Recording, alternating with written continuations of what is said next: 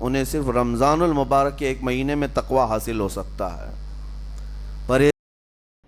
السلام علیکم۔ مفتی سلمان اظہری کا یہ بیان آپ ضرور سنیں اور رمضان میں پرہیزگاری مل سکتی ہے۔ یہ شہر طاعات ہے، شہر عبادات ہے۔ شہر کا مطلب مہینہ ہے عربی میں۔ اور دیکھیں کتنی سہولیات تمہارے لیے رکھی گئی ہیں کہ شیطان کے وسوسوں سے محفوظ رکھا گیا، کہ تمہیں مہینہ بھر شیطان اور اس کی ذریت سے، اس کے حملوں سے بچا کر رب تبارک و تعالیٰ نے اس مہینے میں رکھا ہے۔ تو اب میرے عزیزو، تھوڑی سی محنت کی ضرورت ہوتی ہے تاکہ ہمارا دل پاک ہو جائے۔ تھوڑی سی اور محنت اس میں کر لی جائے تو انسان کا باطن پاک ہو جائے۔ تقوی کیا چیز ہے اور اس کا حاصل کرنا کیوں ضروری ہے، میں آپ کو بتاؤں۔ تقوی کا مطلب سب سے اہم چیز یہ ہے اللہ کا خوف۔ یہ بنیادی چیز ہے، یہ بنیادی چیز ہے۔ اور یہ اگر بنیاد ہے تو ہر عمل میں آپ کے تقوی حاصل ہو جائے گا۔ نماز کیوں پڑھتے ہو؟ نماز ایک ڈیوٹی سمجھ کر کے پڑھتا ہے تو کوئی مسئلہ ہی نہیں اس کا، یعنی وہ ڈیوٹی ادا کر رہا ہے۔ لیکن نماز میں اگر خوف خدا ہے، اللہ کے ڈر سے پڑھتا ہے، یہی تقوی ہے۔ روزہ کیوں رکھ رہا ہے؟ سب محلے میں رکھ رہے تھے، ہم نے بھی رکھ لیا۔ روزہ اس لیے رکھ رہا ہوں کہ لوگ برا نہ سمجھیں یا اسلام کا ایک حصہ ہے۔ اتنی ہی نیت تھی تو پھر اس نے روزے سے کچھ حاصل نہیں کیا، لیکن اسی روزے کو اللہ کے خوف سے رکھا، یہی تقوی ہے۔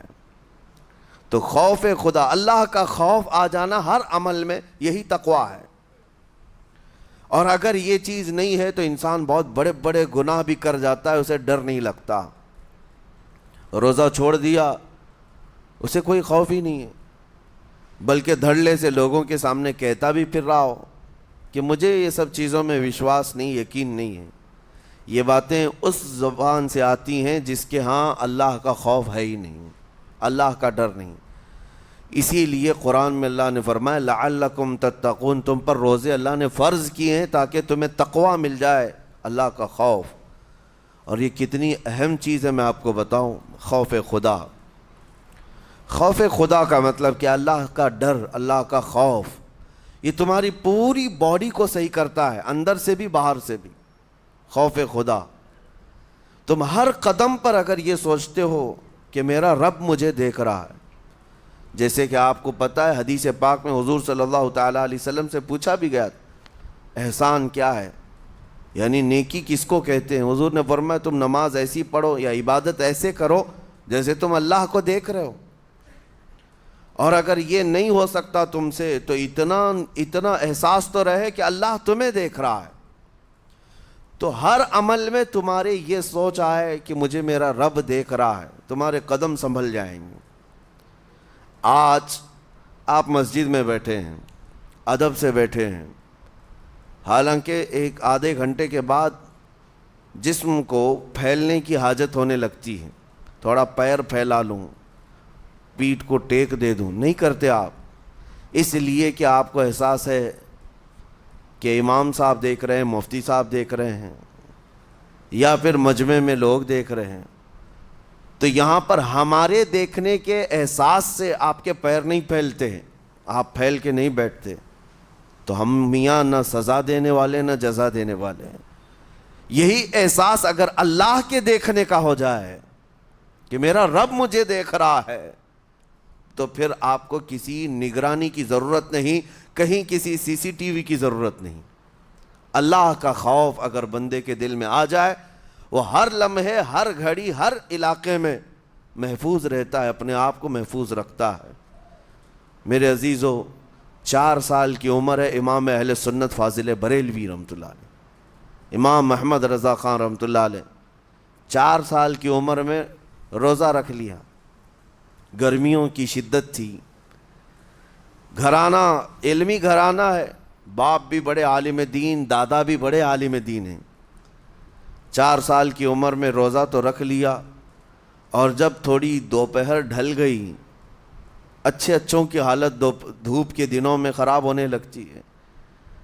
تو شام ہونے کو قریب تھی کہ ایک کمرے کے اندر دادا محترم نے پوتے کو بند کر دیا اور کچھ پھل فروٹ ساری چیزیں اندر رکھ کر کے دروازہ باہر سے بند کر لیا۔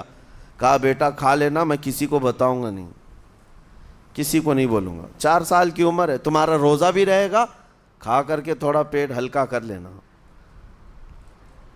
تو یہ دروازہ بند کر کے دادا محترم چلے گئے۔ کافی دیر کے بعد دروازہ کھلا تو وہ پھل فروٹ ویسے کے ویسے ہیں، بچہ ویسے ہی بیٹھا ہوا ہے۔ امام احمد رضا رحمۃ اللہ تعالیٰ علیہ، 4 سال کی عمر کی بات کر رہا ہوں، دادا نے آ کر پوچھا بیٹا کھائے نہیں؟ دروازہ بند کر لیا تھا۔ تو 4 سال کی عمر میں مولانا امام احمد رضا کہنے لگے کھا تو لیتا لیکن ہر گھڑی میرا مولا تو دیکھ رہا ہے، جس کے لیے روزہ رکھا وہ تو دیکھ رہا ہے۔ یہ ہے تقویٰ، یہ ہے خوف خدا، کہ اگر یہ کسی کے دل میں بیٹھ جائے، اسے لوگوں کو دکھانے کی یا لوگوں کے اسے دیکھنے کی کوئی ضرورت ہی نہیں۔ میرے عزیزو، تقویٰ حاصل کرنے کا یہ اتنا بہترین راستہ ہے، اتنا بہترین راستہ ہے۔ آپ روزہ ہیں، کس کو پتہ ہے؟ میں روزہ ہوں، کس کو پتہ ہے؟ یہ راز ہے میرے اور اللہ کے درمیان۔ آپ روزہ ہیں، یہ راز ہے آپ کے اور اللہ کے درمیان۔ بہت سارے موقع آپ کے پاس ہیں دن بھر میں، فجر سے لے کر عصر تک کئی مرتبہ وضو میں جانا پڑتا ہے، باضابطہ آپ کلی کر رہے ہیں، آدھا نگل جاتے، کس کو خبر ہے؟ یا کہیں چھپ کر کے کوئی ہلکی سی چیز چبا لیتے، کس کو خبر ہے؟ اس لیے کہ یہ اندرونی معاملہ ہے، راز ہے۔ آپ کھا رہے ہیں پی رہے ہیں یا نہیں کھا رہے ہیں نہیں پی رہے ہیں، یہ کوئی دوسرا نہیں کہہ سکتا۔ آپ کے اور آپ کے اللہ کے درمیان یہ راز ہے، اور آپ بچے ہوئے ہیں۔ حلق سوکھا ہے شام کے وقت اور پیٹ بھی پیٹ سے لگنے آ جاتی ہے۔ کام کرنے والے جانتے ہیں کہ شام ہوتے ہی روزے کا اثر کس قدر ظاہر ہوتا ہے۔ کام کرنے والوں کو زیادہ اثر پڑتا ہے، اے سی میں سونے والوں کو روزہ کہاں پتہ چلتا ہے۔ لیکن اس وقت بھی وہ نہ پانی کا ایک قطرہ حلق میں ڈالنا چاہتا ہے، نہ کوئی چیز چھپ کر کے چبانا چاہتا ہے۔ مجھے بتاؤ میرے عزیزو، کیوں اپنے آپ پر یہ تکلیف اور اپنے آپ پر یہ زیادتی کر رہے ہو؟ آپ کو اندازہ ہوتا ہے یہ میں زیادتی نہیں کر رہا، نہ ہی اپنے آپ کو تکلیف میں ڈال رہا ہوں، یہ میرے رب کی رضا ہے، میں اسی پر قائم ہوں۔ اسی لیے فرمایا گیا کہ جب افطاری کا دسترخوان بچھتا ہے اور پہلے ہی آ کر کے لوگ بیٹھتے ہیں، اور یہ سنت بھی ہے، ایسے نہیں کہ بھاگتے بھاگتے آپ آئے، وقت ہوا کھجور لیے اور کھا گئے۔ افطاری کے وقت سے تھوڑی دیر پہلے بیٹھ جاؤ، تمہارے دسترخوان پر نعمتیں رکھی ہوئی ہیں، پھل بھی ہیں، میوہ جات بھی ہیں، کچھ کھانے پینے کی چیزیں بھی ہیں، ٹھنڈا شربت بھی ہے، دیکھتے ہوئے بیٹھے ہیں آپ، لیکن ہاتھ نہیں لگاتے ہیں۔ انتظار ہے وقت کا کہ ادھر سورج کے غروب ہونا ہے اور میری افطار ہونی ہے، اعلان سنتے ہیں، اذان سنتے ہیں، اس کے بعد آپ اٹھاتے ہیں، لیکن اتنی دیر تک آپ خاموش بیٹھے ہیں دسترخوان کے پاس، سارے لوگ دیکھتے رہتے۔ یہ وہ منظر ہے جس کو فرمایا گیا رب ذوالجلال بھی اپنے بندوں کو دیکھ رہا ہے، رب تبارک و تعالیٰ بھی دیکھ رہا ہے اپنے بندوں کو، اور سارے فرشتوں کو بلا کر میرا مولا اعلان فرماتا ہے یہ میرے بندے ہیں، دیکھو یہ شام کا وقت ہے، ان کے حلق سوکھ چکے ہیں، ان کے پیٹ میں بھوک کی شدت ہے اور ان کے سامنے اچھی نعمتیں پڑی ہوئی ہیں۔ اے فرشتوں دیکھو میرے ان بندوں میں سے کوئی بھی ان نعمتوں کو ہاتھ نہیں لگاتا، یہ صرف اور صرف میرے لیے بھوکے اور پیاسے ہیں۔ اور فرشتوں سے اللہ فرماتا ہے تم گواہ ہو جاؤ، ان کی حلق تر ہونے سے پہلے ان کے لیے میں نے جنت لکھ دیا۔ اسی لیے حدیث پاک میں ہے جب افطار کرتے میرے آقا صلی اللہ علیہ وسلم یوں ارشاد فرماتے ذهب الظمأ وابتلت العروق وثبت الاجر انشاءاللہ، پیاس بجھ گئی، رگیں ٹھنڈی ہو گئی اور اجر اللہ کے ہاں پکا ہو گیا۔ یہ حضور پاک ہر افطار میں عرض کرتے تھے۔ میں آپ کو یہ عرض کر رہا ہوں کہ یہ چھپی ہوئی چیز، اسی کا نام تقویٰ ہے۔ آپ صرف اور صرف بچے ہیں اللہ کے خوف سے۔ اب سنو حدیث پاک، قیامت کے دن حساب و کتاب ہوگا اور جنت میں جانے کا پروانہ کچھ لوگوں کو مل جائے گا اور سب جنت کی طرف جا رہے ہوں گے، جو پورے راستے میں کہیں نظر نہیں آئی، جنت جانے کے راستے میں کہیں نظر نہیں آئی، لیکن جنت کے دروازے پر وہ پہلے سے موجود تھے، چلے تھے نہیں چلے تھے کسی نے دیکھا ہی نہیں۔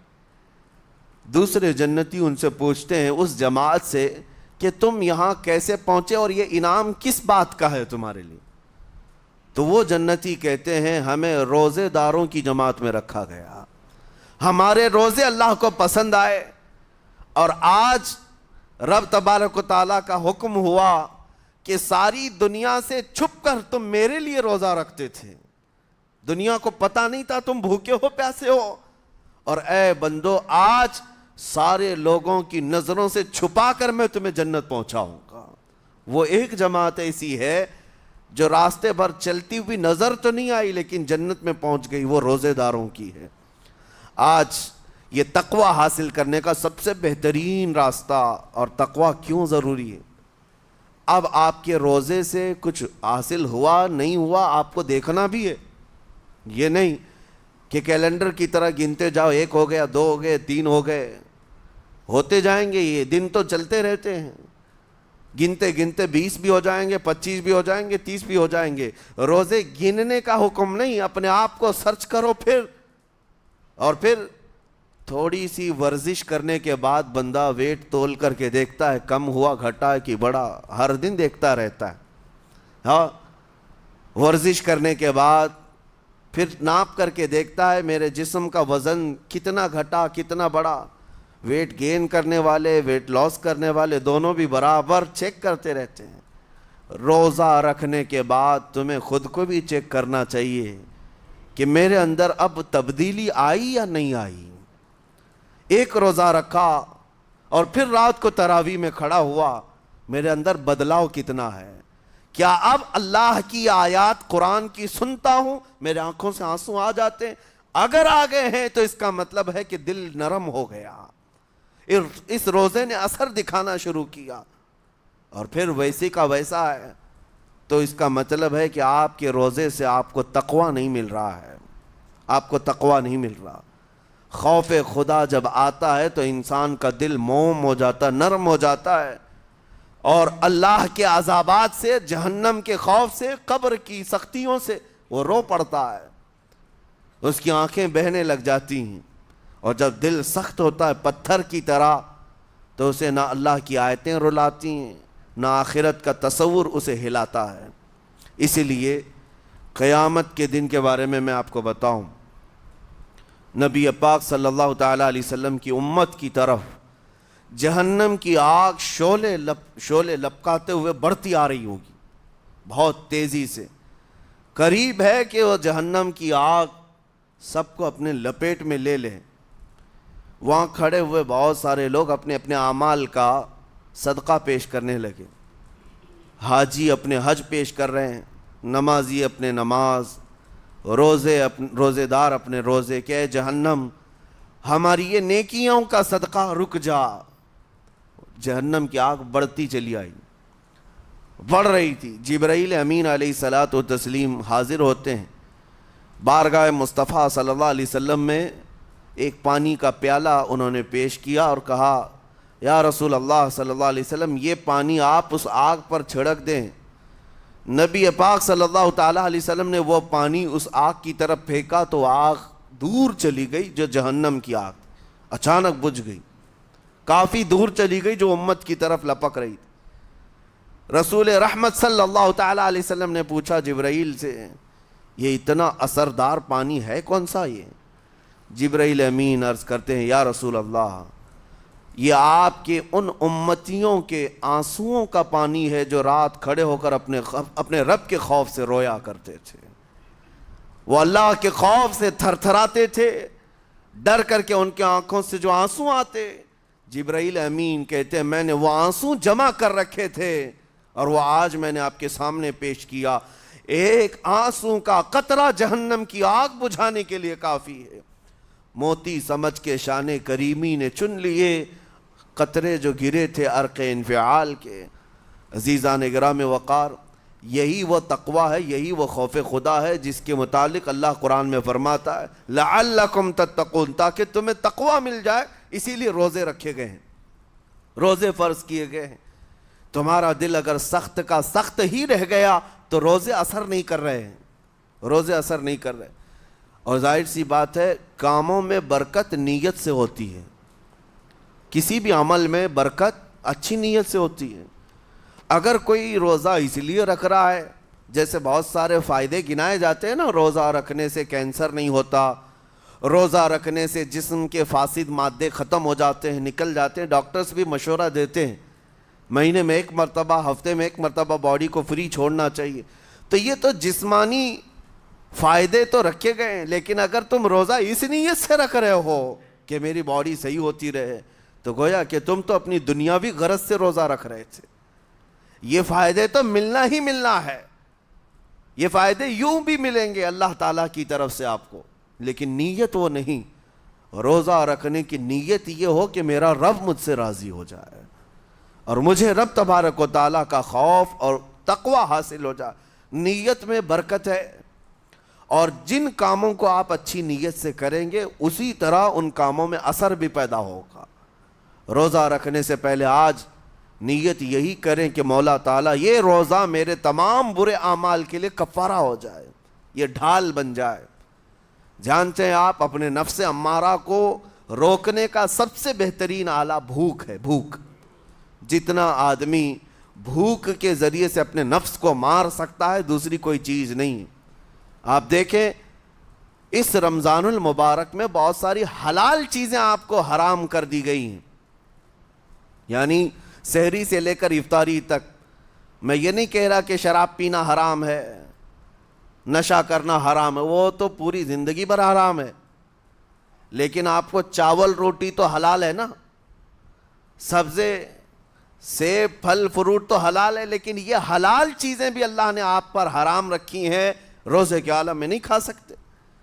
سحری سے لے کر افطار تک یہ حلال لقمے، پانی تو حلال ہے، پاک ہے، لیکن آپ کے لیے روزے کے عالم میں حرام ہے۔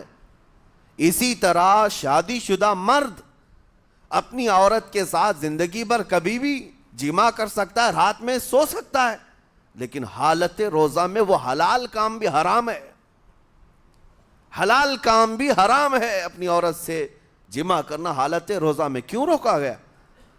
کھانا پینا بھی حلال تھا، عورتوں کے ساتھ شباشی بھی حلال تھی، لیکن روزے کے عالم میں ان حلال چیزوں کو روکا گیا۔ تو آپ سوچ سکتے ہیں اس چیز کو، سوچ سکتے؟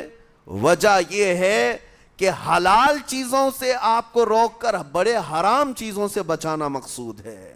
آج اگر اپنے آپ میں اتنا کنٹرول کر لے جاؤ کہ چند حلال چیزوں سے دن بھر بچ سکتے ہو، انشاءاللہ رمضان کے بعد بڑی حرام چیزوں سے بھی اللہ آپ کو محفوظ رکھے گا۔ میرے عزیزو، برا ہے ان لوگوں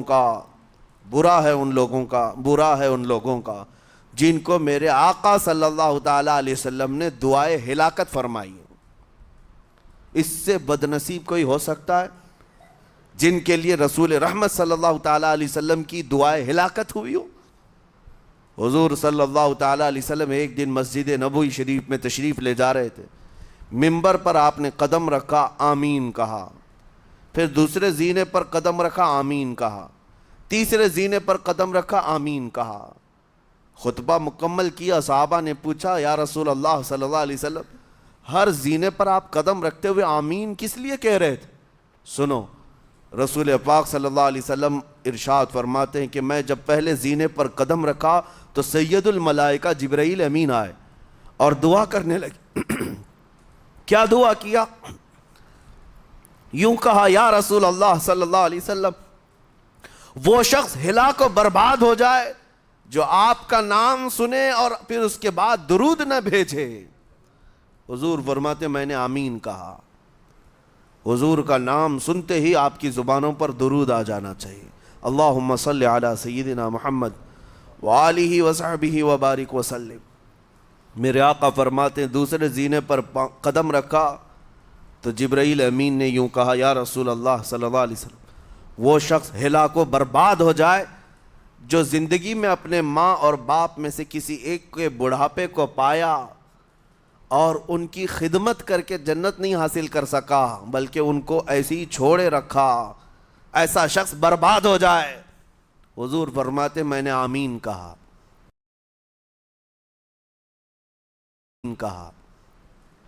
پھر جبرائیل امین نے کہا تیسرے زینے پر قدم رکھتے ہی میرے آقا فرماتے ہیں جبرائیل نے یوں دعا کی کہ اے اللہ کے رسول وہ شخص ہلاک و برباد ہو جائے جو رمضان کا مہینہ پایا لیکن اس کا ادب نہیں کر سکا، اس کا احترام نہیں کر سکا۔ حضور فرماتے میں نے اس پر بھی آمین کہا۔ جس کی ہلاکت کے لیے جبرائیل امین دعا کر رہے ہوں اور اس دعا پر سید الانبیاء آمین کہہ رہے ہوں، ایسے شخص کی بربادی کا کیا انجام ہو سکتا ہے؟ وہ کتنا بد نصیب ہوگا۔ اسی لیے میرے عزیزوں مسلمانوں میں یہ رواج ہی نہیں ہونا چاہیے کہ اٹھ کر کے پوچھتے رہیں روزہ ہے کہ نہیں ہے، روزہ ہے کہ نہیں ہے۔ مسلمان ہے تو روزہ ہے، اور یہ کوئی آپشنلی عبادت نہیں ہے کہ 4 رکھ لیا 2 نہیں رکھا، آپشنلی نہیں، یہ فرض عین ہے۔ ایک روزے کو چھوڑنے کا گناہ فرمایا گیا 600 سال تک اسے دوزخ میں رکھا جائے گا، 600 سال تک۔ یہ معمولی چیز نہیں ہے، اور جن کے پچھلے روزے قضا ہو چکے ہیں معاف نہیں ہوں گے۔ تھپڑ مار لیں گال پہ، توبہ توبہ کر لیں، معاف نہیں ہوں گے۔ توبہ تو کرنے کے ساتھ ساتھ قضا بھی کرنا ہوگا۔ جب موقع ملے سال بھر میں اپنے چھوٹے ہوئے روزوں کو واپس کرنا ہے۔ اس کی اہمیت میں آپ کو بتا دوں، ایک روزہ اگر جان بوجھ کر کے کسی نے توڑا یا چھوڑا تو جانتے ہیں اس کا کفارہ کیا ہے؟ اس کا کفارہ یہ ہے کہ اس کے بدلے میں دوسرے دنوں میں 60 روزے کنٹینیو رکھے۔ رمضان کا ایک روزہ پورا کرنے کے لیے 60 روزے رکھنے پڑ جائیں گے۔ ہاں اگر کسی عذر کی وجہ سے، کسی تکلیف کی وجہ سے چھوڑا تھا، بیمار تھا یا سفر میں تھا یا تکلیف کی شدت تھی، اس وجہ سے روزہ چھوڑا تھا، تو اس کے بدلے میں ایک روزے کی قضا ایک ہی روزہ ہوگی۔ لیکن بغیر کسی عذر کے، شہوت کی وجہ سے، نفس پرستی کی وجہ سے توڑا تھا یا چھوڑا تھا تو پھر 60 روزے رکھنے پڑ جائیں گے۔ اس سے اندازہ ہوتا ہے کہ ایک روزے کی اہمیت کیا ہے رمضان کے۔ اسی لیے میرے عزیزو یہ روزے آسان ہیں، روزے آسان ہیں، اس کو رکھ لو، اس کی جزا بہت بڑی ہے، اس کی جزا بہت بڑی۔ ویسے بھی آپ دوسرے دنوں میں لیٹ ناشتہ کرنے کے بھی عادی ہیں۔ ممبئی والوں کا تو حال یہ ہی ہے، 12 بجے کے بعد 1 بجے 2 بجے تو ان کے ناشتے ہوتے ہیں، دوپہر کا کھانا تو شام 5 بجے ہو رہا ہوتا ہے۔ بس وہ ناشتہ سکپ کرنا ہے، دوپہر کے کھانے جو آپ کے ہوتے ہیں اس سے اور تھوڑا ایکسٹینڈ کر لیں تو افطاری کا وقت آ جاتا ہے۔ کوئی بہت بڑی دقت کی بات نہیں، کوئی بہت بڑے بوجھ کی بات نہیں، آسان ہے۔ آج الحمدللہ ہمارے 5 سال 6 سال کے بچے روزہ رکھ لیتے ہیں، تو بڑوں کو تو اللہ نے جو طاقت عطا کی ہے، روزہ ہرگز ترک مت کرو۔ لیکن ساتھ میں آج یہ میسج ضرور دوں گا، نیت یہ کرو کہ مجھے تقوی مل جائے، مجھے پرہیزگاری مل جائے، اور یہ آپ کو خود چیک کرنا ہوگا۔ روزانہ رات کو نماز میں کھڑے ہو جاؤ تراویح کے، دیکھو کہ کتنی تبدیلی آ رہی ہے۔ آج میں نے روزہ افطار کیا، میرے اندر بدلاؤ آیا کہ نہیں آیا؟ اور اگر نہیں آ رہا ہے، کوئی تبدیلی نہیں آ رہی ہے، تو اس کا مطلب ہے آپ تقوی نہیں حاصل کر رہے، آپ تو روز مرہ کی روٹین پر چل رہے ہو۔ روٹین پر چلنے کا مطلب یہ روزہ نہیں ہے۔ روزہ تقوی دے کر جاتا ہے بندے کو، روزہ خوف خدا دے کر جاتا ہے بندے کو۔ اسی لیے میرے عزیزو آج دیکھیں آپ بہت ساری برائیوں سے رمضان میں بچ جاتے ہیں، تھوڑی اور محنت کی ضرورت ہے۔ ہم نے دیکھا ہے بہت سارے گھروں میں، باقی عیاش گھروں کی مجھے کوئی وہ نہیں ہے، ان سے کوئی لینا دینا نہیں، لیکن نارمل مسلمانوں کے گھروں میں بھی ہوتا یہ ہے، عورتیں بچوں کو تلقین کرنا شروع کر دیتی ہیں، گانے بند کرو، ٹی وی بند رکھو، بہت ساری چیزیں بند رکھو کہ رمضان آیا ہوا ہے۔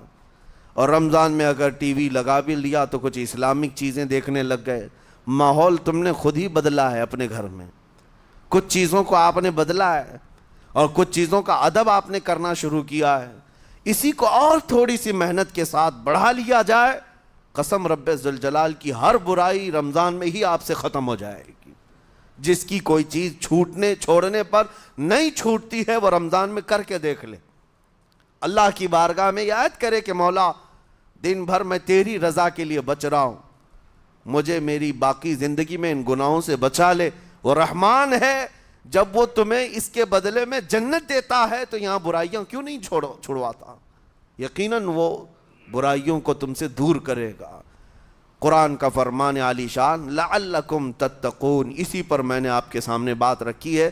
روزے اس لیے فرض کیے گئے ہیں تاکہ تمہیں تقوی مل جائے, پرہیزگاری مل جائے. بعض لوگوں کو دیکھا گیا ہے رمضان المبارکہ میں بھی وہ اپنی بری حرکات سے باز نہیں آئے, ان کی روٹین ویسی ہی جاری رہی. نعوذ باللہ نظروں کی خطائیں بھی باقی رہیں. اور سب سے بری چیز یہ ہے کہ رمضان میں شیطان کی نیابت اگر کوئی کر رہا ہوتا ہے تو تمہارا یہ موبائل فون ہے. اکثر لوگ یہ سمجھتے ہیں کہ اس موبائل فون کو ہم استعمال کرتے ہیں تاکہ ٹائم پاس ہو جائے, روزہ کا وقت قریب آ جائے. اس ٹائم پاس کے چکر میں تم کیا کیا دیکھتے رہ جاتے ہو اور کہاں تک یہ چیزیں پہنچاتی ہیں تمہیں اندازہ بھی نہیں ہوتا, احساس بھی نہیں ہوتا. تو تمہاری رہی صحیح عبادت کو بھی یہ ہضم کر جاتا ہے, کھا جاتا ہے. اس کے استعمال پر اگر کنٹرول ہے تو خوب استعمال کرو, لیکن کنٹرول نہیں ہے تو اے نوجوانوں اس کا بھی روزہ رکھو. اس انٹرنیٹ کی بلاؤں سے محفوظ ہو جاؤ. اس لیے کہ بہتوں کو میں نے دیکھا ہے ان کے دن بھر اور رات بھر رمضان میں سوشل نیٹ ورکس پر مصروفیت ویسی کی ویسی ہے جیسے دوسرے دنوں میں تھی. وہ رات بھر چیٹنگ میں بھی مصروف ہیں, ایک دوسرے کو ادھر ادھر بھیجنے میں بھی مصروف ہیں. ساری چیزیں جوں کی توں چل رہی ہیں تو تمہارے موبائل نے تمہیں تقوی سے بہت دور رکھا ہے, تمہیں رب تعالیٰ کے قریب ہونے نہیں دیتا. اپنے آپ کو بدل لو. ظاہر سی بات ہے یہ سخت چیز ہے, اگر کوشش کرو گے تو بچ جاؤ گے, اور تقوی اتنی آسانی سے تو نہیں ملتا. اپنے آپ کو سٹرگل کرو, انشاءاللہ العزیز دل پاک ہو جائے گا. پھر آپ کو اپنی زندگی کے اندر جو اجالے نظر آئیں گے وہ خود آپ محسوس کریں گے, آپ محسوس کریں گے. گناہوں کے اندھیروں نے دل پر ایسی کالک رکھی ہے کہ آپ کو کچھ بھی یہاں پر سمجھ میں نہیں آتا. ورنہ نمازوں کا لطف ایسا ہے, قرآن کا مزہ ایسا ہے, جسے یہ لگ جائے دنیا کی کوئی نعمت اس کے سامنے ہیچ نظر آتی ہے, کوئی چیز اسے اچھی نہیں لگتی. لیکن کب؟ جب اسے تقوی کا اجالا حاصل ہو جائے. میرے عزیزو, اللہ کریم کی بارگاہ میں دعا گو ہوں, مولا قدیر و جبار ہم سب کو تقوی و پرہیزگاری عطا فرمائے, اور ہم سب کے روزوں سے اللہ تعالی ہمیں پرہیزگاری عطا فرمائے. ان روزوں کے انوار اور برکات اور رمضان کے احترام کی ہمیں توفیق عطا فرمائے. مولا کریم تیری خشیت سے اور تیرے خوف سے آنکھیں جو بھیگتی ہیں ان آنکھوں میں ہمارا شمار فرما دے. تیرے یاد میں رونے والے بندوں میں ہم سب کو شامل فرما. وصلی اللہ تعالی علی خیر خلقی محمد وآلہ واصحابہ اجمعین, وآخر دعوانا ان الحمد للہ رب العالمین. السلام علیکم.